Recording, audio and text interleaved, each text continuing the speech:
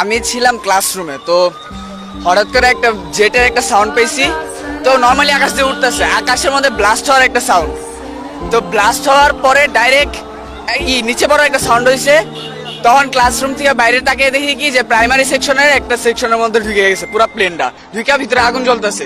তো দৌড়ায় যায় দেখি কি যে ভিতর থেকে স্টুডেন্টরা বের হইতেছে, কাপড় চোপড় পুরো একেবারে পুইরা, সারা শরীর পুইরা গেছে, বের হইতেছে আর নিচে পড়ে যেতেছে। আর কয়েকজনের পুরো অর্ধেক শরীর ছিল না, কয়েকজনের অনেকজন আছে গার্জিয়ান, তাদের ছেলেবেলা একদম মারা গেছে। আর লাস্ট তো আইডেন্টিফাই করার কোনো চিহ্নই নাই, চেহারাই নাই এখন। হ্যাঁ, আমি এরকম হেলিকপ্টার সামনে ছিলাম, এরকম যেমন লাশগুলো উঠায় যা আহত ছিল মিলে গেছে গা, ওগুলো দেখছি যেগুলো একদম পুইরে টুইরে একবারে কাবাব হয়ে গেছে গা, এটা লয়ে গেছে গাড়িতে নিছে, মেডিকেল গাড়িতে নিছে। আর যেটি আহত সোলামলা অবস্থা আছে এটি নিয়ে গেছে দিয়া হেলিকপ্টার দিয়া।